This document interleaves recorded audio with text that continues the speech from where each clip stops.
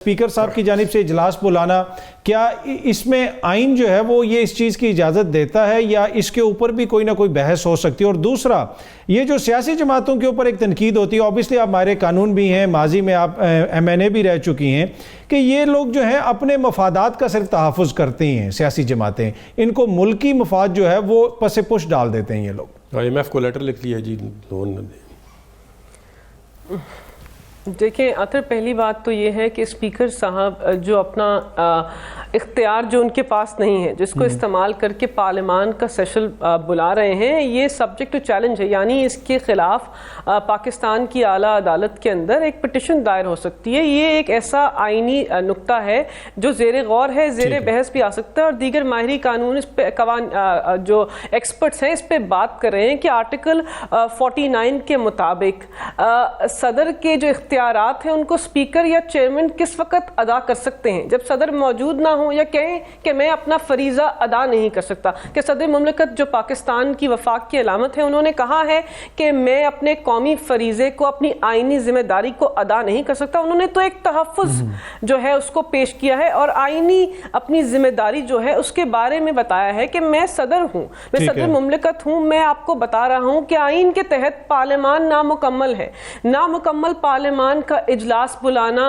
ان کی دانش میں صدر مملکت درست نہیں ہے۔ تو اگر اسپیکر صاحب آئین کی خلاف ورزی کرتے ہوئے ان اختیارات کا استعمال کریں گے جو ان کے پاس موجود نہیں ہے، تو پھر یہ ایک اور آئینی اور قانونی بحران پاکستان کے اندر کھڑا ہو جائے گا۔ اور جس پارلیمان کی بنیاد اس وقت بہت کمزور ہے، جو پارلیمان کمزور نظر آ رہی ہے، جس کے پاس تقویت نہیں ہے، جس کے اوپر سوالیہ نشان ہے، دھاندلی کے الزامات ہیں، اگر اس کا پہلا سیشن جو سب سے اہم ہوتا ہے، اگر پہلا سیشن ہی غیر آئینی تصور کیا گیا، تو آپ سوچیں کہ اس پارلیمان کو آگے بڑھانا آئینی طور پر کتنا مشکل ہوگا۔ تو مجھے نہیں لگتا ان کو یہ اختیار استعمال کرنا چاہیے۔ دوسری بات یہ کہ کیا سیاستدان جو ہیں وہ سیلفش ہوتے ہیں اور صرف اپنے مفادات کو فوقیت دیتے ہیں، قومی جو نوعیت کے ایشوز ہوتے ہیں؟ مجھے لگتا ہے یہ بات درست نہیں ہے۔ میرا بہت چھوٹا پارلیمانی کریئر تھا، اور میں نے اپنے سیاسی کریئر میں بہت سارے ایسے لیڈروں کو دیکھا ہے، ایسے بہت سارے سیاستدانوں کو دیکھا ہے جنہوں نے پارلیمان کو تقویت دینے کی کوشش کی ہے، جنہوں نے پاکستان کی عوام کے لیے قانون سازی کی ہے، پاکستان کی عوام کے حقوق کو تحفظ دینے کی کوشش کی۔ ہر جگہ ایسے لوگ ہوتے ہیں جو نظام کو اپنے لیے استعمال کرتے ہیں، لیکن مجموعی طور پر سیاستدان اپنے ملک کو کمزور نہیں کرنا چاہتا۔ وہ عوامی نمائندے ہیں، پارلیمان کو مضبوط کرنے کے لیے، عوام کی نمائندگی کرنے کے لیے آتے ہیں۔ تو میں جدون صاحب کی اس بات سے بالکل بھی اتفاق نہیں کرتی، لیکن ہاں بہت سارے لوگ ہیں جو پاور پالیٹکس کرتے ہیں، لیکن ہر کوئی پاور پالیٹکس نہیں کرتا۔ یہ ایک براڈ برش اپروچ سے آپ ساروں کو نہیں دیکھ سکتے۔ کیوں بار بار چور، ہر بات میں چور، مینڈیٹ چور، یہ چور وہ چور، یہ چور سے آگے بھی نکلے نا آپ لوگ؟ نہیں اطہر، یہ بات نہیں ہے۔ دیکھیں پہلی بات تو ریکارڈ کی درستگی کے لیے میں بتا دوں، کیونکہ میں قانون سازی کے اندر شامل تھی، ہم نے ان سے ایک گزارش کی تھی۔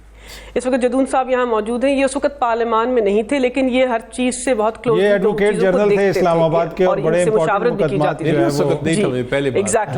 ایگزیکٹلی، تو یہ ہر چیز کے اندر ہر چیز کو بہت غور سے دیکھتے تھے۔ تو میں صرف یہ کہنا چاہ رہی ہوں کہ اس وقت ہم نے ایک گزارش کی تھی اس وقت کی اپوزیشن سے کہ پاکستان کی جو معاشی مسائل ہیں اور جو قومی نوعیت کے ایشوز ہیں، ان کو احتساب کے بینر کے اندر، خدارہ احتساب کے بینر کے اندر ان ایشوز کے بارے میں بات نہ کریں۔ احتساب کا عمل پاکستان کے آئین و قانون کے مطابق آگے بڑھنا تھا۔ پاکستان تحریک انصاف نے اپنے منشور کے مطابق اور پاکستان کی عوام کی خواہشات کے مطابق احتساب کے عمل کو اور پاکستان کی عوام کے پیسوں کے ضامن ہوتے ہوئے اس سے چوری کرنے والوں کے خلاف احتساب کو یقینی بنانے کی کوشش کی، لیکن انہوں نے پارلیمان کو اور اپنے خلاف احتساب کے عمل کو قومی ایشوز کے ساتھ منسلک کر دیا۔ اور فیٹف کی قانون سازی میں جو میں نے خود کرنے کی کوشش کی، اس قانون سازی میں ہمارے اپوزیشن کے محترم رہنماز واک آؤٹ کر گئے، ہم بلیک لسٹ میں جاتے جاتے بچ گئے۔ اگر وہ قانون پاس نہ ہوتا تو پاکستان اس وقت بلیک لسٹ کے اندر ہوتا۔ تو قومی فریضے کی بات تو اچھی بھی نہیں لگتی، لیکن ہاں یہ بات درست ہے کہ ہمیں پارلیمان کے اندر اپنا رول ادا کرنا چاہیے، جو بھی عوامی نمائندے ہیں، جس بھی جماعت سے ہیں، اور جو مینڈیٹ چوری والا مقدمہ ہے جو کہ ایک بہت ہی سیریس نوعیت کا ایشو ہے، کیونکہ دیکھیں اس وقت 500 پٹیشنز فائل ہوئی ہیں الیکشن کمیشن آف پاکستان میں۔ 2018 2018 میں کتنی پٹیشنز فائل ہوئی تھی, آپ نے کتنے فارم 45 جو ہیں آپ منظر نام پر لے کر آئے تھے, آپ بتائیں, نمبرز کے ساتھ بتائیں, شواہد کے ساتھ بتائیں کہ کہاں کہاں کون کون سے حلقے میں چوری. 2018 کو 2024 سے کمپیئر کرنا, it's comparing apples with oranges. I don't think یہ درست ہے. 2018 کے اندر جو آپ کی جو گزارش ہے اور جو ہم تحریک انصاف اس وقت کہہ رہے ہیں اس میں بہت زیادہ تفریق بات نہیں ہے.